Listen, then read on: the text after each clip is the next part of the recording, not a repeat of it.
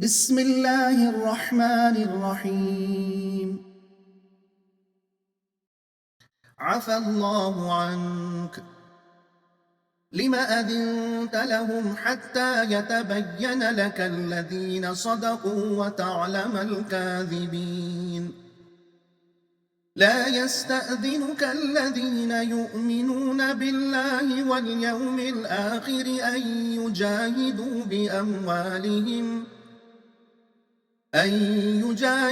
بأموالهم وأنفسهم، والله عليم بالمتقين.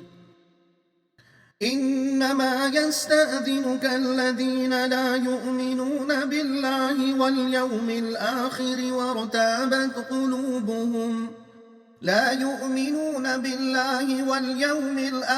وارتابت قلوبهم فهم في ريبهم يترددون.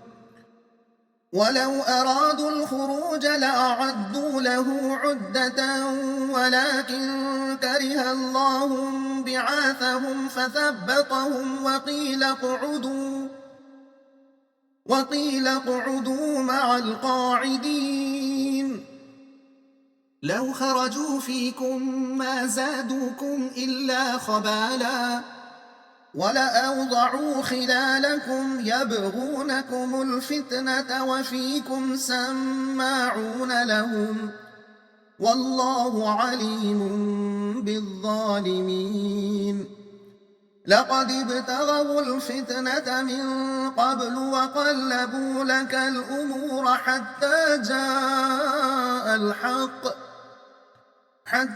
جاء الحق وظهر أمر الله وهم كارهون.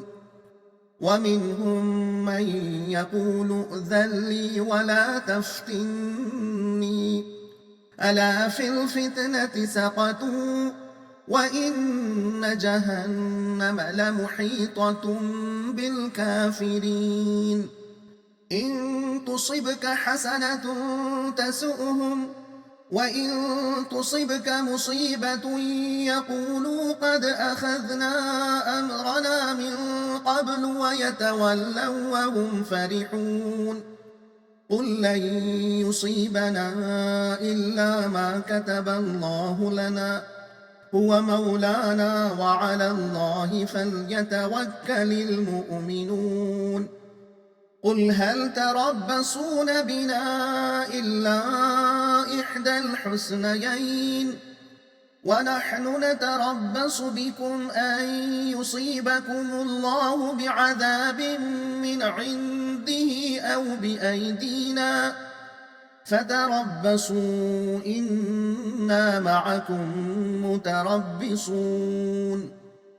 قل أنفقوا طوعا أو كرها لن يتقبل منكم إنكم كنتم قوما فاسقين. وما منعهم أن تقبل منهم نفقاتهم إلا أنهم كفروا بالله وبرسوله ولا يأتون الصلاة إلا وهم كسالى ولا ينفقون إلا وهم كارهون. فلا تعجبك أموالهم ولا أولادهم إنما يريد الله ليعذبهم بها في الحياة الدنيا وتزهق أنفسهم وهم كافرون. ويحلفون بالله إنهم لمنكم وما هم منكم ولكنهم قوم يفرقون. لو يجدون ملجأ أو مغارات أو مدخلا لولوا إليه وهم يجمحون. ومنهم من يلمزك في الصدقات فإن أعطوا منها رضوا وإن لم يعطوا منها إذا هم يسخطون.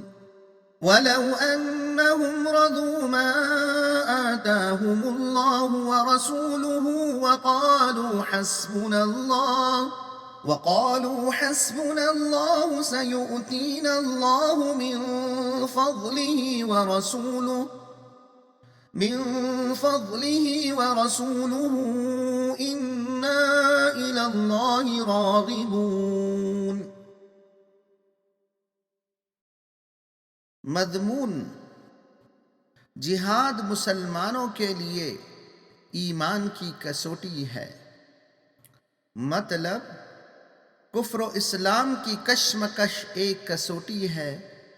جو شخص جہاد سے جی چرائے وہ اپنے دعوی ایمان میں جھوٹا ہے۔ دنیا پرست جو کچھ تگ و دو کرتا ہے وہ اپنے نفس کے لیے کرتا ہے، اور اس کو بھروسہ اپنے مادی اسباب پر ہوتا ہے، اور خدا پرست جو کچھ کرتا ہے وہ اللہ کی رضا کے لیے کرتا ہے، اور اس کو بھروسہ مادی اسباب پر نہیں بلکہ اللہ کی ذات پر ہوتا ہے۔